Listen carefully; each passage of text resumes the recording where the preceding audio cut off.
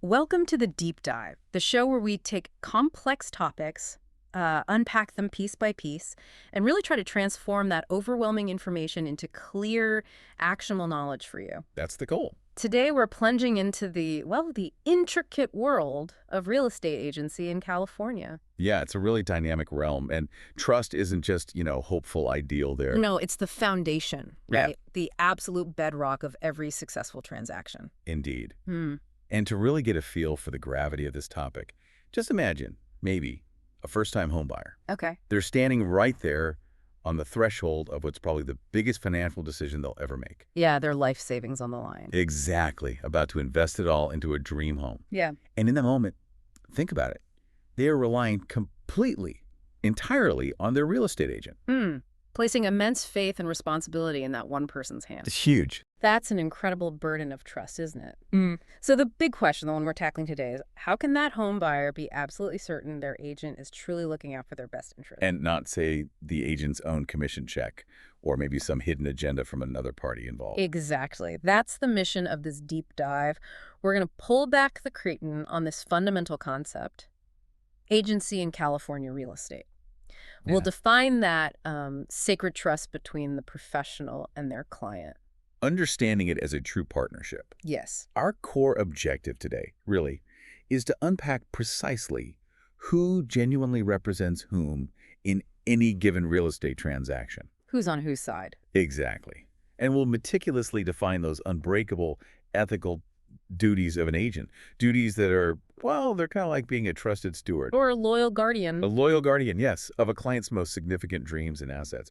Because, and you'll hear this throughout our conversation today, proper disclosure and really getting these duties isn't just about ticking boxes on an exam No, it's way more than that. or just following some rigid set of rules. It's fundamentally about building an unshakable reputation. Their integrity. Yes, for integrity. And fostering harmony, clarity in what can be a really complex process. And genuinely connecting with clients on a deeper level. Right? Absolutely. Okay. This knowledge, this understanding, it empowers you to confidently navigate the challenging but also really rewarding landscape of California real estate. Okay, absolutely. So let's unpack this crucial topic. Let's start by just understanding the landscape of agency itself. Good place to start. When we talk about an agency relationship in real estate, we're really talking about a clear cast of characters. Everyone has a defined role, specific responsibilities. Right. The first, and maybe the most central figure, is the agent. Now, in real estate, when we say agent, what are we actually referring to? We're talking about the licensed real estate broker. And it's really crucial to understand that this includes both the broker themselves Main license holder. and any sales associates or broker associates working under that broker's license. The broker is ultimately responsible for everything everyone does under their license. So the buck stops with the broker. It does. In fact, the duty owed by a salesperson or a broker associate to a client is exactly equivalent to the duty owed by their employing broker.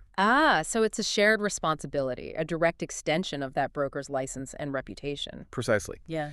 The key insight here is when you hire an agent, you're not just hiring an individual person. You're hiring the whole firm in a way. You're hiring the entire expertise and the legal responsibility of their brokerage. That's a critical distinction. Okay, so that's the agent. Who's next? Next up is the principal.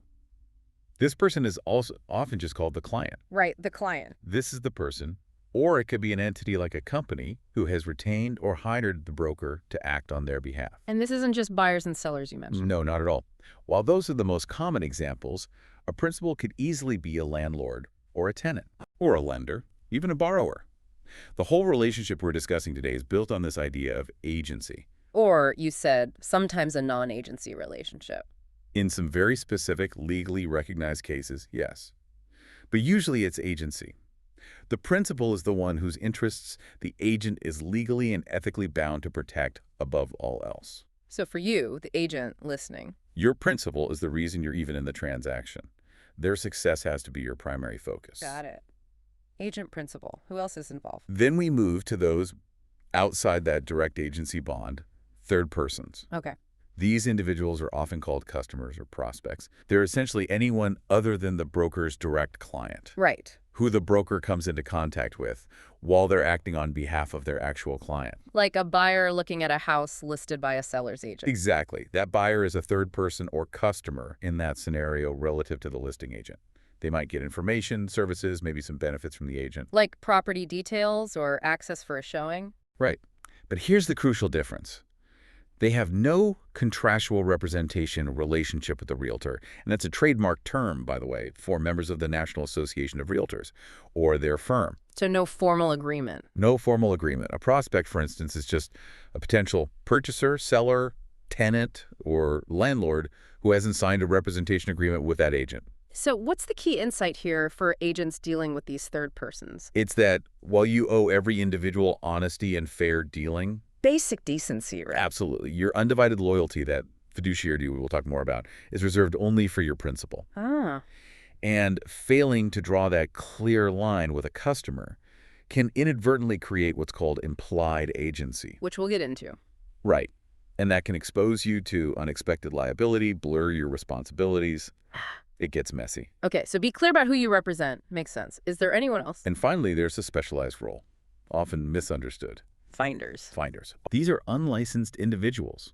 Their main function is actually quite narrow. What do they do? They solicit, they identify, and then they refer potential clients, or maybe other brokers, agents, or principals. Yeah. And typically, they do this for a fee. Ah, like a referral fee? Exactly. Their agency relationship, if you can call it that, is with their own brokers or principals who are paying them for these referrals. Not with the buyer or seller they referred. Correct. Not directly with the parties they refer. They operate in a very limited scope, and they're distinct from a licensed agent who does things like negotiate, advise on value, handle contracts. All the things that require a license. Right. And for an agent, understanding the limits of a finder is crucial. Why? Because paying an unlicensed person for activities that do require a license is a serious violation. Got it. So respect the boundaries of what a finder can and cannot do legally. Absolutely. Okay, so we've defined the players. Agent, principal, third persons, finders. Now, how did these vital agency relationships actually come into existence? You mentioned it's not always just signing a paper. That's right. It can happen in several ways, and understanding these is key. The most straightforward, and frankly the best way, is through express agreement. Explicitly stated. Exactly what it sounds like. Yeah. The agency relationship is clearly created, either orally, Which can be hard to prove. very hard, or, much more commonly and definitely preferably, in writing. You sit down, you discuss the terms, who represents whom, what services, the compensation, and you both agree. Signed, sealed, delivered. Pretty much. This gives the most clarity and protection for everyone. Okay, express agreement. But what if it's not that clear-cut? Well, that's where it gets tricky. Agency can also be formed through implied agreement. Implied, meaning through actions. Precisely. The relationship isn't created by explicit words or a signed document, but through the acts and the conduct of the licensee, the agent. Can you give an example? Sure. Let's say an agent consistently advises a buyer on market conditions, researches properties specifically for them, drives them around everywhere, negotiates for them, basically acts in a way that suggests representation. Even without a signed buyer's agreement. Even without one, an implied agency could inadvertently be established just by that conduct. Wow. So your actions really do speak louder than words here. They absolutely do. And you can create legal obligations through your behavior, whether you intended to or not. This is a common trap, especially for newer agents if they aren't super careful about managing expectations and getting things formalized. That's a critical point for anyone listening who's aspiring to be an agent. Be mindful of your actions. Okay, what else? Another way is through ratification. Ratification, like approving something after the fact. Exactly. This happens when the principal approves and confirms the agency relationship after it has already been created. Maybe the agent acted on their behalf without formal agreement first. Jump the gun a bit. Perhaps. But then the principal later accepts the benefits of those actions. Right. They see the result and say, okay, I approve. So it's like giving a retroactive stamp of approval. Yes, you acted for me, and I'm okay with what you did. That's a good way to put it. Okay. Implied ratification. Hmm. Any others? Similarly, there's estoppel. Estoppel. Sounds legalistic. It is a bit. This is when the principal, through their words or actions, leads a third party to believe that someone else is their agent. even if there's no actual agreement between the principal and the supposed agent. Correct. Because the principal's conduct created that belief in the third party's mind, the principal is then prevented or stopped from later denying the agency relationship to that third party. So it's about fairness, preventing someone from being misled. Exactly. It's about preventing unfairness when someone reasonably relied on the principal's apparent endorsement of the agent. Interesting. Okay. Are there any more obscure ways? Well, in rare, pretty extreme circumstances, agency can even be created by necessity or emergency. Okay, this sounds dramatic. It usually is. Picture this. A property gets severely damaged, say by a fire. The owner is out of town, completely unreachable. Oh, wow. And immediate action is needed right now to prevent further loss, like boarding up windows or dealing with water damage. Someone needs to step in. Right. In such a dire situation, another party might temporarily step in and act as an agent, making crucial decisions on the owner's behalf, just until the owner can return or give instructions. So it's really about protecting the principal's interest when they physically can't under extraordinary circumstances. Under duress, exactly. Very rare, but possible. Okay, so express, implied, ratification, estoppel, necessity. Quite a few ways agency can start. But, and this is a crucial CA Corner insight that I really can't stress enough. Okay, California specific. Yes, the importance of written agreements. While agency can technically be created orally or by conduct, as we just discussed, for a broker to have an enforceable fee agreement, meaning they can legally collect their commission, a written employment agreement signed by both the client and the broker, is absolutely crucial. Why enforceable? Because without that written agreement, fee arrangements can be deemed unenforceable by a court. Your hard work could be completely at risk. So get it in writing to guarantee you get paid, basically, and to avoid arguments later. Exactly. Avoid ambiguity, avoid disputes. This is why listing agreements, and as we'll discuss more later, buyer representation agreements are so vital. What are the key things that need to be in, say, a listing agreement? Well, the key elements are pretty standard. Names of all the parties, a clear identification of the property. Address, parcel number, etc. Right. The terms of the sale or lease, the exact amount of commission. And this is important. Yes. A vital statement required by law in California that commission fees are always negotiable and not fixed by law. Protecting consumers, ensuring they know they can negotiate. Precisely. Also, the expiration date of the agency agreement and, of course, the legally binding signatures of everyone involved. That clarity protects everyone and really sets the stage for a smoother transaction. Absolutely. Harmony through clarity. That transparency on negotiable fees is fundamental. Okay, so we know how agency is formed, the importance of writing. Now let's talk about the different types of agency relationships you'll see. Right. The most straightforward one is single agency. One agent, one client. Pretty much. The broker represents only one party in a transaction. So they're either solely the buyer's agent, dedicating their undivided loyalty just to the buyer. Or solely the seller's agent. Exactly. Working exclusively in the seller's best interest. It really simplifies those fiduciary duties we'll get into, and it helps avoid potential conflicts of interest. Okay, single agency. Clear lines. What's the alternative? The other significant type is dual agency.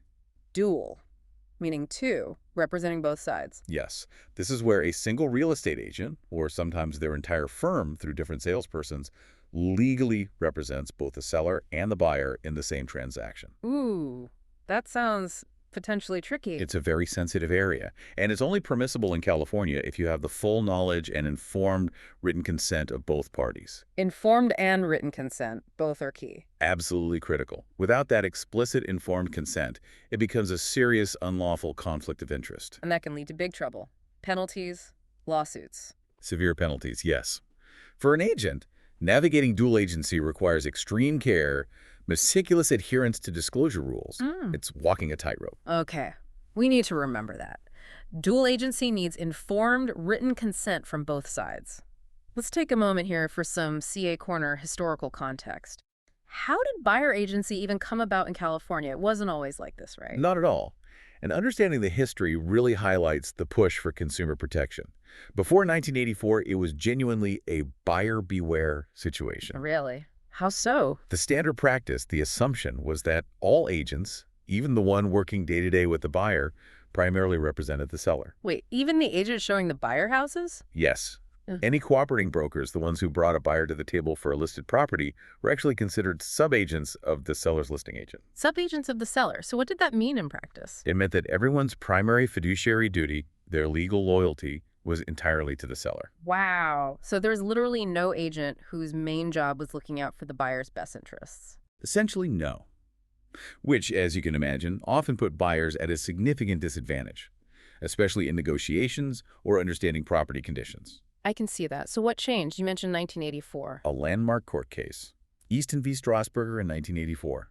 This wasn't just some minor ruling. It was a revolution in California real estate agency law. What did it do? Well, it didn't just formally introduce the concept of buyer agency into the mainstream. Giving buyers their own representation. Yes, but it also significantly clarified and expanded the disclosure duties of listing agents to buyers regarding known property defects. So sellers' agents had to tell buyers more. Yes, it established best practices and effectively real estate law requiring agents to clearly define their role. You had to be either the buyer's exclusive agent, the seller's exclusive agent, or a dual agent representing both. And disclose material facts. And crucially, disclose material facts to buyers. It was a monumental shift towards protecting buyer interests and boosting transparency. Okay, Easton v. Strasburger, 1984. Huge deal. What's interesting, though, is that even after buyer agency became a thing, we still saw seller-paid buyer agent commissions continue, right? Largely, yes. That practice continued. Why would a seller keep paying the agent who represents the buyer, the person on the other side of the deal? It seems counterintuitive. Well, it was less about pure kindness, Altruism wasn't the main driver. Probably not. It was more about strategic self-interest for the seller, promoting market liquidity and ultimately benefiting the seller indirectly. How so? How did it benefit the seller? Think about buyers using VA loans for veterans or FHA loans, often used by first-time buyers with lower down payments. Okay. These government-backed loans often have strict rules about who can pay for certain closing costs. In many cases, these buyers simply didn't have the extra liquid cash to pay a buyer agent commission directly. And sometimes, like with VA loans, they weren't even allowed to pay it themselves. Correct. So if sellers didn't offer to cover that commission, a huge chunk of the potential buyer pool would effectively be shut out of the market for their property. Ah, so paying the buyer's agent expanded the seller's market. Significantly. It brought more potential buyers to the table. Okay, that makes sense.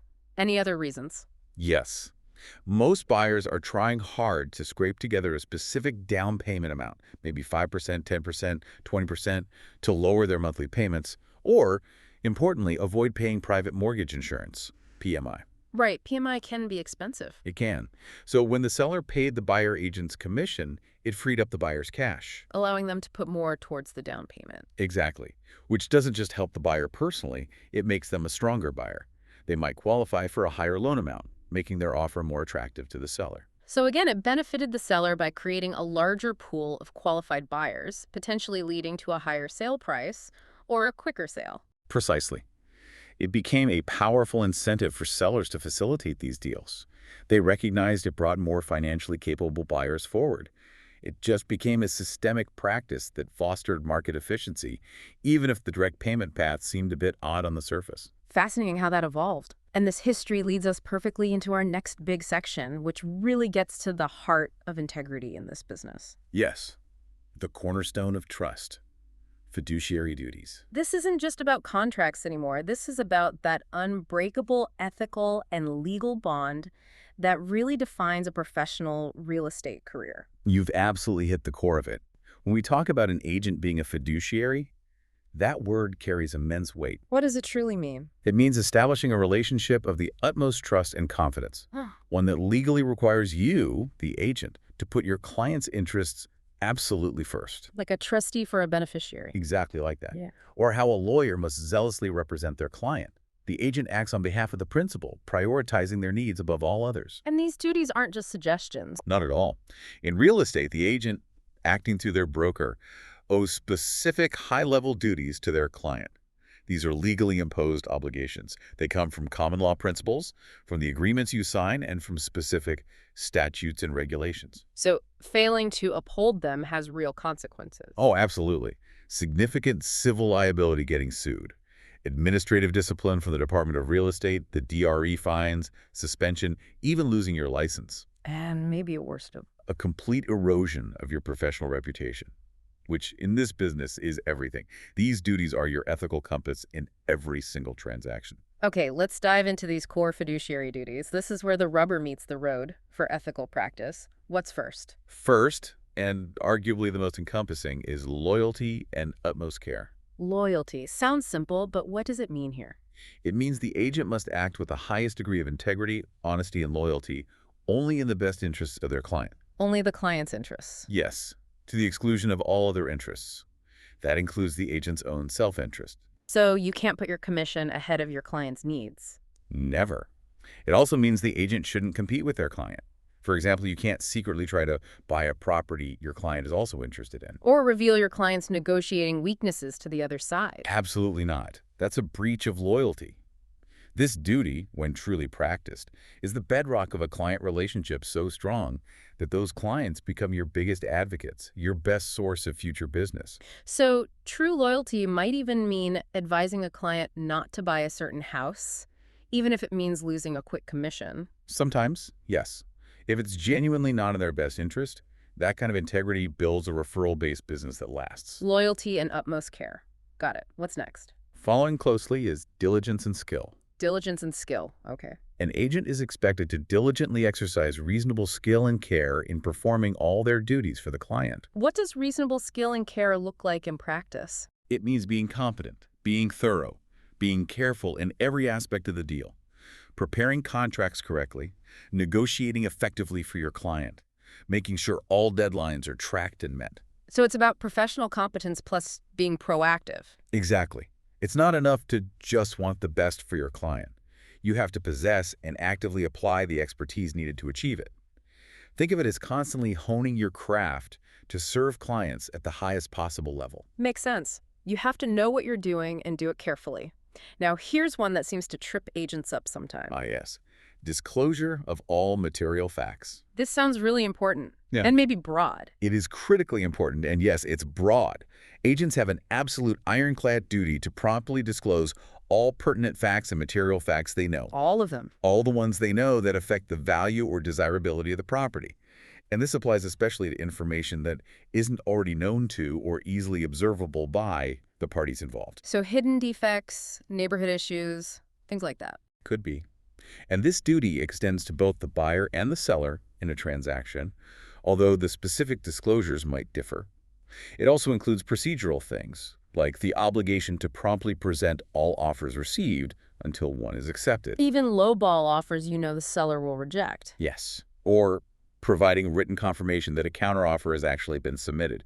You have to keep everyone informed. So the agent acts like a filter, making sure the client gets all the necessary, accurate info. Exactly. So they can make an informed, intelligent decision that is truly in their own best interest. Nothing hidden, nothing held back. And this is where that ethical compass point comes in strongly, right? Absolutely. The California DRE constantly emphasizes a critical piece of advice, almost a mantra, to help agents avoid common misrepresentation violations. Which are often about failure to disclose. Correct. The advice is, when in doubt, disclose and do it in writing. When in doubt, disclose and write it down. That's your ultimate safeguard. Why?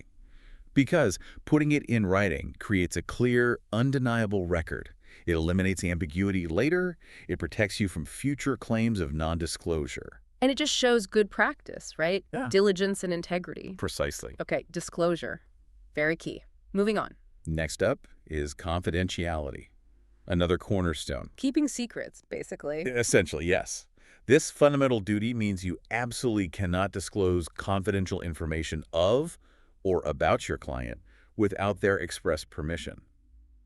Usually, written permission is best. What kind of information is considered confidential? Sensitive details, like their financial position, how much they really have, or maybe financial struggles. Their true motivations for buying or selling. Like if they're desperate because of a job transfer or going through a divorce? Exactly. Things the other side could use against them. Also, their bargaining position, how much they're truly willing to pay, or how low they're truly willing to go. Or their willingness to accept less than the list price, or pay more than they initially offered. Right. The whole point is to prevent any information that might weaken your client's strategic position from being revealed. Your client's private information is their competitive edge, and your duty is to guard it fiercely. Confidentiality, got it. What else? Another core duty is obedience to lawful instructions. Obedience. So do what the client tells you. Pretty much, as long as it's lawful. An agent must efficiently and promptly follow all of the client's lawful instructions. Example. We mentioned presenting all offers. If your client explicitly instructs you to submit every single offer, no matter how low or maybe even poorly written it seems to you, You have to do it. as long as the offer itself is lawful, yes, you are legally obligated to present it. This also covers submitting all counteroffers back and forth until a final acceptance is reached. So it underscores that the client is the boss, the principal. Ultimately, yes, you are their agent, acting on their specific directives, even if you might personally advise them differently. Your advice is valuable, but their lawful instruction prevails. Okay. Obedience to lawful instructions. Now, this next one sounds like it's about money. It is, and it's a major ethical compass in CA Cornerpoint. It's accounting for funds. Handling the money properly. Critically important. This is a huge focus area for DRE enforcement. Agents must keep all monies that come into their possession in trust for others. Like earnest money deposits, rent payments. Exactly. Escrows, trust funds, clients' monies, whatever it is, it must be kept in a special, separate trust account at an appropriate financial institution. Complete separation from the agent's own money. Absolute separation is paramount.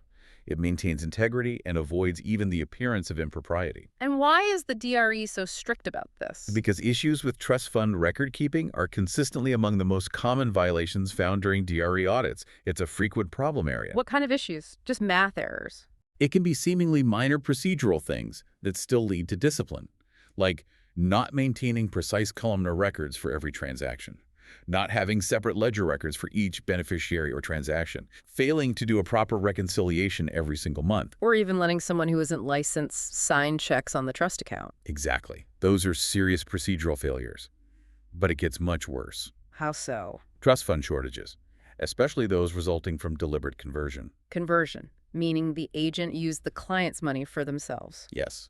Using client funds for personal or business operating expenses, that is taken incredibly seriously. I bet. It can lead to severe license discipline, huge fines, and even criminal prosecution for theft or embezzlement. Wow. So the DRE is strict because mishandling client money just destroys trust instantly. It's the fastest way to end your career and harm the public.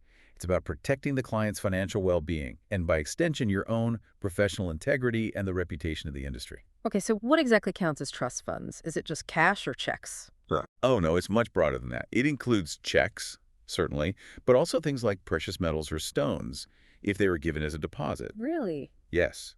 Stocks, bonds, collectibles, promissory notes. Truly, any other item or evidence of value that belongs to a client and is entrusted to the agent's care. So basically anything valuable belonging to someone else that you're holding for them. That's a good summary. And who can actually withdraw money from that trust fund account? Only authorized people, right? Yes, only authorized employees of the broker. And the broker is required to specifically name who those authorized individuals are. It's about strict control and accountability. Another layer of protection. Can we clarify commingling versus conversion? Good point. Let's curb commingling. Commingling simply means mixing client funds with your personal or business operating funds in the same account. Putting it all in one pot. Right. This is a serious violation because it blurs the lines of ownership and makes it incredibly hard to track the client's money accurately. So the opposite is separation. Keep it totally separate. Exactly. Now, if an agent goes beyond just mixing funds and actually uses those trust funds for their own personal purposes, Takes the money out for personal use. that's conversion, which is a much more serious violation. It implies an intent to misappropriate funds, basically theft. So commingling is bad, conversion is worse. Much worse. Meticulous separation isn't just a rule, it's a fundamental ethical boundary you cannot cross. Okay. Handle funds meticulously. What's the next duty? Avoidance of conflicts of interest, another big one for maintaining trust. Makes sense. How does this apply? Realtors, specifically, are strictly prohibited by their Code of Ethics from providing professional services concerning a property or its value if they have a present or even a contemplated interest in it. Like maybe wanting to buy it themselves. Exactly, unless that interest is specifically disclosed to all affected parties, usually in writing. Transparency is key. What else falls under conflicts of interest? An agent cannot accept any secret commission, rebate, or profit on expenditures made for their client without the client's full knowledge and written consent. Like getting a kickback from a contractor you recommended. Precisely. If you recommend the services of a business where you have a direct financial interest, say, you own part of a home warranty company or a mortgage firm you're suggesting, You have to disclose that interest. absolutely. Yeah. You must disclose that financial benefit or fee you might receive. Total transparency. Can you get paid by both the buyer and seller? Not without full disclosure and the informed written consent of all clients involved. That goes back to the dual agency rules, too. And there's a federal law involved here too, right? RSPA. Yes, the Real Estate Settlement Procedures Act, RSPA, specifically prohibits referral fees or kickbacks for just sending business to settlement service providers, like lenders or title companies, in connection with federally related mortgage loans. So multiple layers of rules reinforcing ethical conduct here. Absolutely. This duty really keeps agents accountable to the highest standards. Okay. Avoid conflicts, disclose interests. Is there one more main duty? Yes, the duty of accuracy in advertising and representation. Be honest in your marketing. Essentially, yes. Agents must never misrepresent the market value of a property or potential savings or any benefits a client might receive. No puffery that crosses the line into falsehood. Right. You also cannot advertise a property without proper authority from the owner. You need that listing agreement first. Makes sense? Nor can you quote prices that are different from what you agreed upon with the seller or landlord in the listing. Stick to the agreed terms. What about advertising services as free? Crucially, you cannot represent your brokerage services as free unless you genuinely receive no compensation from any source for those specific services. So if the seller pays you, you can't tell the buyer your service is free. Correct.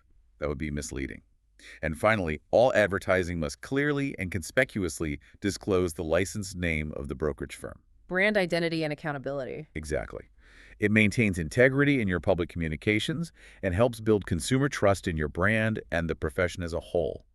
Your ads aren't just about getting leads. They're about projecting professionalism and honesty. Okay, that's a comprehensive list of fiduciary duties. Loyalty, care, diligence, skill, disclosure, confidentiality, obedience, accounting, avoiding conflicts, and accuracy in ads. Phew.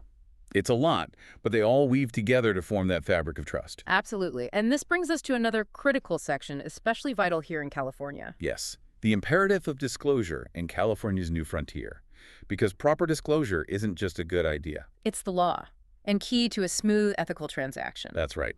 And for a very significant CA corner point, let's talk about the form itself, the disclosure regarding real estate agency relationship. Often called the AD form from CAR. Yes, CAR Form AD is its common designation. It's a required form, mandated by California Civil Code sections 2079.13 through 2079.24. What's its main purpose? Its primary job is to clearly explain the different agency relationships, seller's agent, buyer's agent, and dual agent, and outline their respective duties to the consumer, the principal. So it educates the client right up front. Exactly. Ensures transparency from the very beginning, giving consumers the info they need to understand who represents whom and what that means. And you mentioned earlier, timing is key for these disclosures. It's not just what you disclose, but when. Critically important. A seller's agent must provide this AD form to the seller prior to entering into the listing agreement, before the listing is signed. Okay. Before the relationship is formally cemented for sellers, what about buyers? For a buyer's agent, the timing is just as crucial. They must provide it to the buyer as soon as practicable, but definitely prior to the execution of the buyer's offer to purchase. So before the buyer makes an offer, they need to understand who represents them before they commit to buying. Precisely. Now, if for some reason the offer wasn't actually prepared by the buyer's agent, maybe the buyer wrote it themselves or got it from elsewhere, Okay. then the agent must present that AD form not later than the next business day after receiving the offer. Still very prompt. The goal is clear. Informed consent before major steps are taken. Exactly. Proactive disclosure. Once the parties understand the options and decide seller only, buyer only, or dual, what happens next? That specific agency relationship they choose must be formally confirmed. Ow. Usually, it's confirmed right in the purchase agreement itself. There's typically a section for it. Or it could be done in a separate written document. And this confirmation needs signatures. Yes, it needs to be executed or acknowledged by the seller, the buyer, and the agents involved. This step solidifies the understanding that started with the initial AD form disclosure, turning it into a binding part of the agreement. What if someone just refuses to sign the AD form? You hand it to them, explain it, and they say, nope, not signing that. It happens sometimes, but the agent isn't off the hook. What do they do? In that scenario, the agent must document the refusal. They need to set forth, sign, and date a written declaration stating the facts that the form was presented, explained, and the party refused to sign the acknowledgement of receipt. So you create your own record of compliance. Exactly. It's about meticulously documenting that you did your part, even if the client was uncooperative. It protects you and shows you followed the law. Good practice. And let's quickly reiterate that key point about confidentiality and dual agency. It seems extra important there. It is absolutely critical. Even when you are legally acting as a dual agent, representing both seller and buyer with their informed written consents, Yes. you still cannot disclose confidential information about either party to the other party. Like their bottom line price or their motivation. Correct. Financial position, motivations, bargaining position, willingness to accept less or pay more, all that remains confidential unless you get express written permission from the specific party to disclose it. So that duty of confidentiality remains paramount, even when juggling both sides. It's a cornerstone of maintaining trust in that very delicate dual agency balance. It requires the agent to walk an extremely fine line, serving both principles fairly without betraying confidences. Definitely requires skill and integrity. Okay, let's try to apply these rules. Time for a quick think like an agent scenario. All right, let's do it. A buyer's agent has been working with a client for a few weeks. They've seen houses, built rapport. Now the agent has just prepared a purchase offer for a home the buyer loves.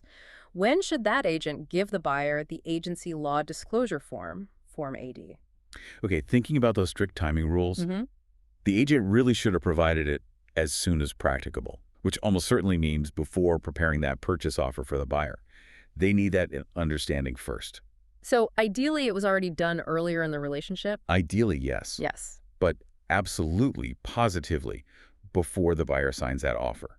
If, hypothetically, the offer came from somewhere else and the agent just received it, then they'd have until the next business day to present the AD form. But best practice is well before the offer stage. Absolutely. Timeliness isn't just a suggestion. It's a legal requirement for informed consent.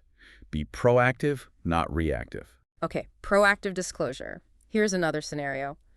A seller's broker receives a written offer on a property they listed. The broker looks at it, sees the price, and is absolutely certain the seller will hate it and reject it immediately. It's way too low. Okay.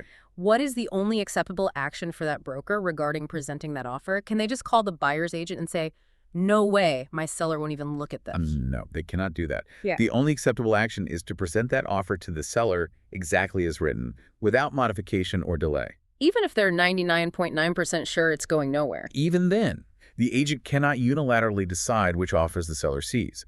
They also can't change the offer price themselves or scribble new terms on the back and send it back to the buyer hoping for approval. Why not? Because those kinds of changes, or the decision to counter, must be initiated and made by the principals, the seller in this case. Failing to present a lawful offer or modifying it without authority is a direct violation of the fiduciary duty of obedience to the seller. Your job is to present, advise, and let the principal decide. Exactly. Facilitate. Don't filter based on your own assumptions about what the principal will or won't accept. Okay, that makes sense. Present all lawful offers. Now, this next topic. It's been causing huge waves in the industry, a really seismic shift in California real estate. Ah, yes. This is a major CA Corner and Adapt and Connect segment that impacts every single agent listening. We're talking about California's new frontier with buyer-broker agreements in the wake of change. Huge topic. Absolutely.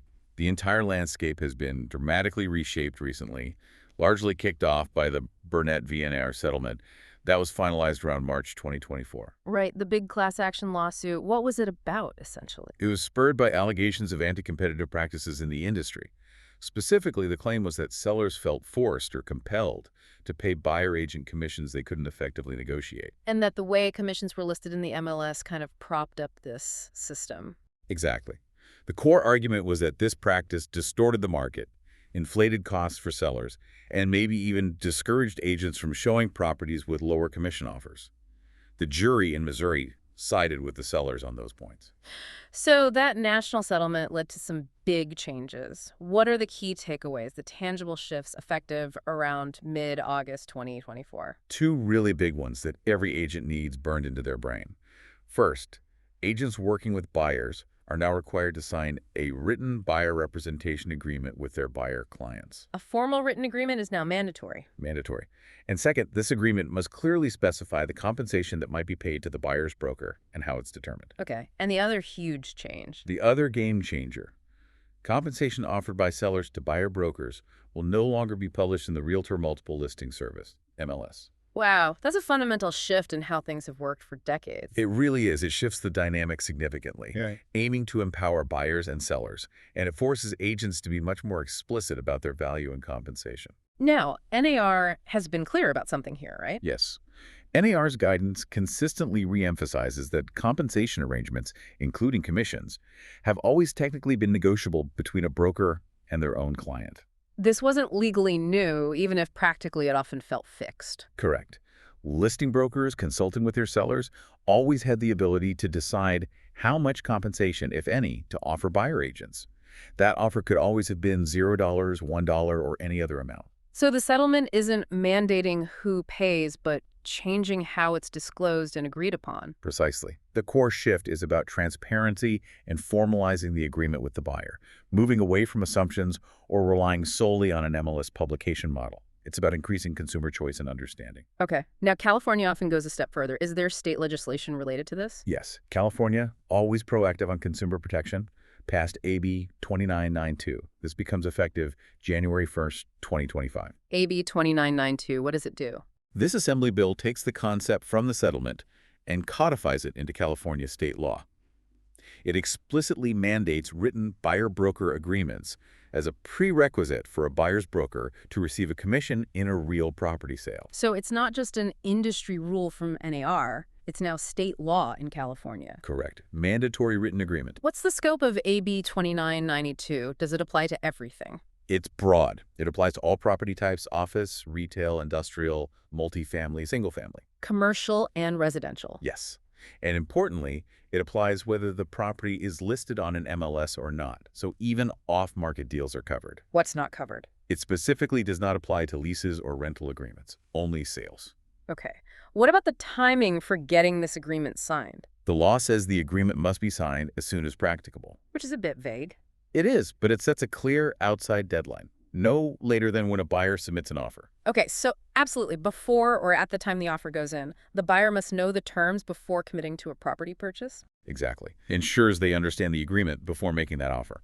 Now, I heard something interesting about the length of these agreements. Yes, this is a unique California feature in AB 2992, a new duration limit. These written buyer-broker agreements are limited to a maximum term of 3 months.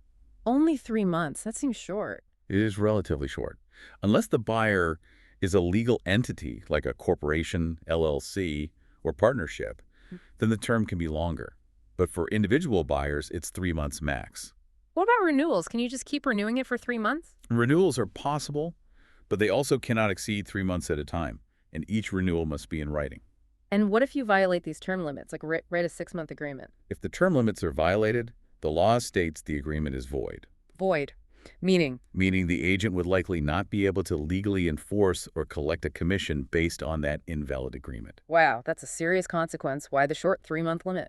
The legislative intent seems to be about fostering ongoing communication and active engagement. It prevents a buyer from feeling locked into a long-term agreement with an agent who might not be actively serving them. So it encourages agents to continuously demonstrate their value and earn the client's trust to get that renewal. That appears to be the goal. More accountability, more active service. Okay. What does AB 2992 say about compensation flexibility? Does the buyer have to pay the commission now? This is a key point and a common misconception. The bill mandates that the compensation structure be clearly defined in the agreement, whether it's a percentage, a fixed fee, an hourly rate, or some combination. Okay, clarity on the amount and method. Yes, but crucially, it does not require the buyer to directly pay it. Ah, so the seller could still pay. Yes. The buyer's broker may still get paid by the seller, either directly or through the seller's broker, or potentially through lender credits or other sources. The critical part is that the amount the buyer might be responsible for and how any compensation received from others affects the buyer's potential obligation must be clearly laid out and agreed upon upfront with the buyer in that written agreement.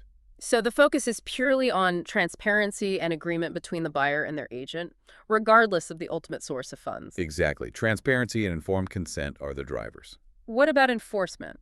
What happens if an agent doesn't comply with AB 2992, forgets the written agreement, or messes up the terms? Noncompliance can lead to disciplinary action from the Department of Real Estate, DRE. Yeah. They can mean fines, license suspension, or other penalties. Okay, DRE action. Anything else? Potentially, yes.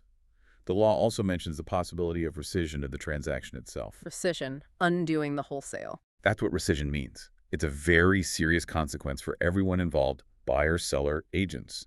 It really underscores how seriously the state is taking compliance with these new rules. They really want to ensure a transparent, accountable market. Agents who ignore this face significant risks. Absolutely. The intent is clear. Benefit consumers and elevate professional standards. So, wrapping this section up, what are the main implications for agents? This is the adapt and connect part. How do agents navigate this new world? Well, first, recognize the clear goal. Increase transparency and accountability. This is ultimately meant to benefit both consumers and dedicated professional agents. How does it benefit agents? By forcing clarity. The expectation is that the 3-month limit and the need for explicit written agreements will actually foster stronger client relationships. How so? It necessitates ongoing communication, active engagement. You can't just sign someone up and coast. You need to be actively demonstrating your value to earn renewals and justify your compensation. So no more relying on an implicit promise or just what the MLS used to say about commission. Exactly. Agents now need to be prepared to clearly articulate their unique value proposition. What do you do for the buyer? Why are you worth your fee? And be ready to discuss compensation models openly. Yes. Whether it's a percentage, fixed fee, hourly rate, you need to explain it clearly and justify it. This actually empowers buyers to understand the costs involved, and it empowers agents to clearly define and be rewarded for the services they provide. So it creates a more professional, explicit partnership. That's the idea. It's really an opportunity for good agents to differentiate themselves based on service and value, not just assumed commission structures. A chance to shine if you embrace it. Beyond these big agency and agreement changes, let's briefly touch on some other common enforcement violations agents might face, just as an ethical compass reminder. Good idea. First, and this comes up quite often in DRE actions, is failure to supervise. This is aimed at brokers, right? Primarily, yes. Brokers are legally required to exercise reasonable supervision over all the activities of the salespersons licensed under them. So absentee brokers or those who just don't actively manage their agents? They're frequent targets for DRE disciplinary action, and they can also face civil lawsuits if their agent messes up due to lack of supervision. It's a fundamental obligation of being a broker. Okay, what else? Another common one is unlicensed activity. Like paying someone without a license for doing licensed work. Exactly. Paying unlicensed individuals, including finders who overstep their boundaries, or maybe administrative staff who start negotiating deals for performing acts that legally require a real estate license, is a serious violation. And brokers need to watch their agent's license status too. Absolutely. Brokers must have robust systems in place to ensure their salespersons maintain active licenses, complete their required continuing education on time, and critically, stop working immediately if their license expires or becomes inactive for any reason. The DRE is vigilant about licensing. Very. It's seen as a cornerstone of consumer protection and maintaining the integrity of the profession. Okay, failure to supervise, unlicensed activity. One more. Yes, and this one can stop a career before it even begins. Criminal conviction violations. What does this involve? Two main things. First, failing to disclose past criminal convictions accurately and completely on a license application or renewal. Second, actually having a criminal conviction that is deemed substantially related to the duties, functions, or qualifications of a real estate licensee. What's the key takeaway here for applicants or licensees? It's incredibly simple, but vital. Always, always disclose all past criminal convictions, no matter how minor you think it was or how long ago it happened. Don't try to hide anything. Absolutely not. The DRE will find out through fingerprinting and background checks. And the failure to disclose itself is often viewed more harshly than the original conviction might have been. Honesty and transparency on the application are paramount. Don't let non-disclosure derail your chances. Good advice. Be upfront.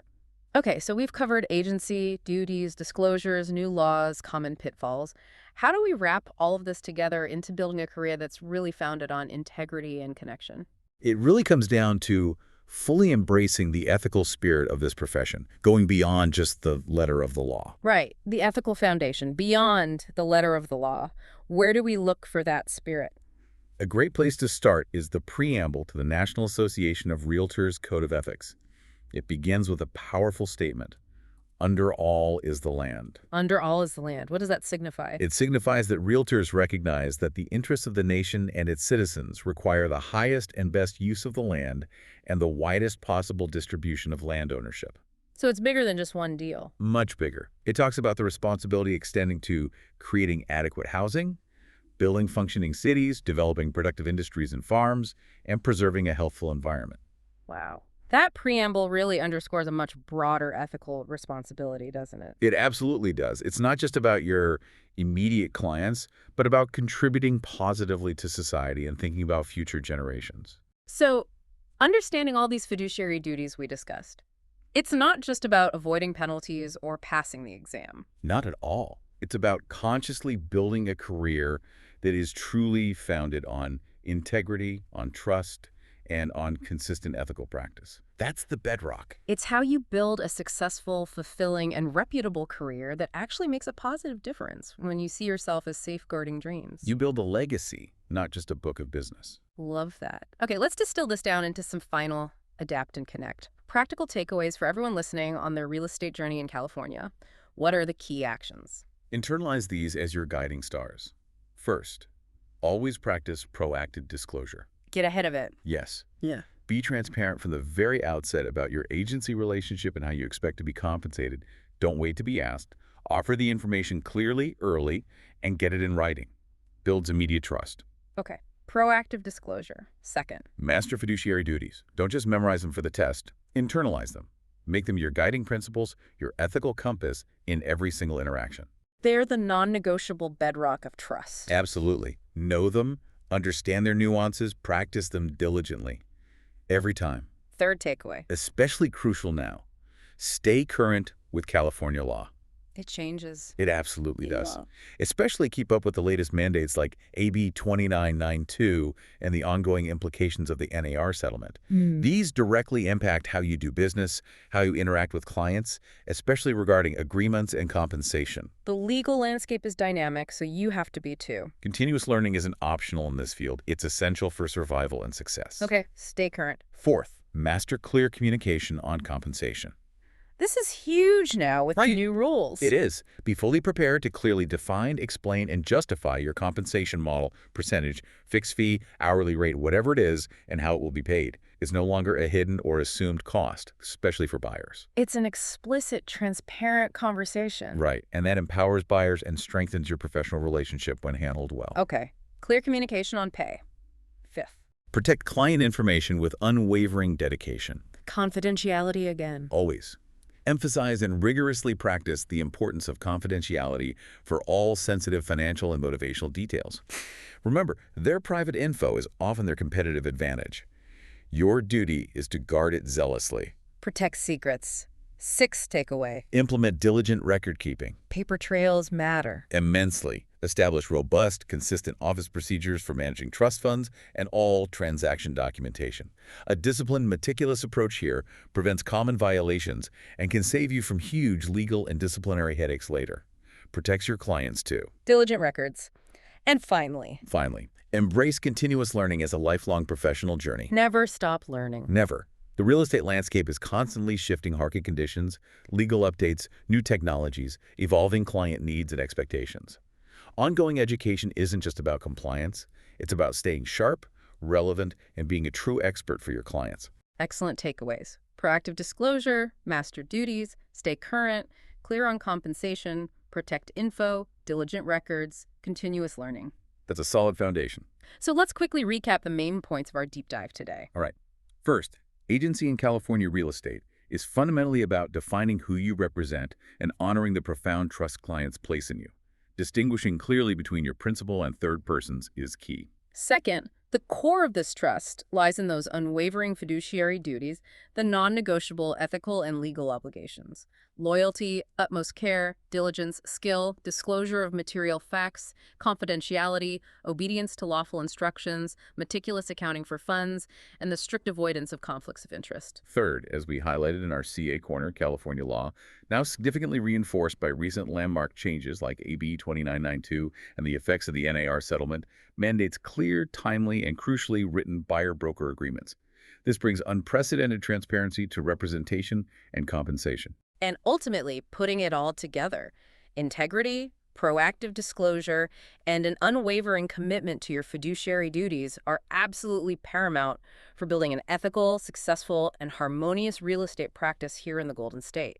That's how you differentiate yourself, build lasting trust, and truly succeed long-term. So what's next? What are we diving into next time? Well, next time, we're going to shift gears a bit. We'll move from agency relationships to the very tangible aspects of the property itself. Okay, the actual bricks and mortar or land. Exactly. We'll explore the different types of estates and land, like fee simple versus life estate, and the various ways people can hold title to property, like joint tenancy or community property. Important ownership concepts. Very. And then we'll dive deep into the critical disclosures required specifically for the physical condition of properties in California.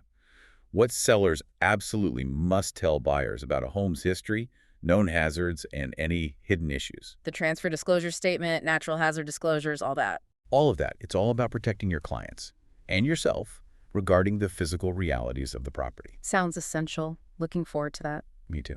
All right, remember, as you absorb all this information, know that this knowledge truly empowers you. It gives you the confidence to navigate California's complex, sometimes daunting, real estate landscape. You're not just facilitating transactions. You're safeguarding dreams. You're safeguarding dreams, building trust, and shaping communities. So, our call to action for you. Review your notes from today on agency relationships and those core fiduciary duties. Really think about how you'll clearly communicate these concepts. Especially practice explaining those new buyer-broker agreement requirements and articulating your own value proposition clearly and confidently. And of course, subscribe to the Deep Dive for more insights like these, designed to turn challenging topics into clear pathways for your success. Keep digging deeper into the knowledge. Until next time.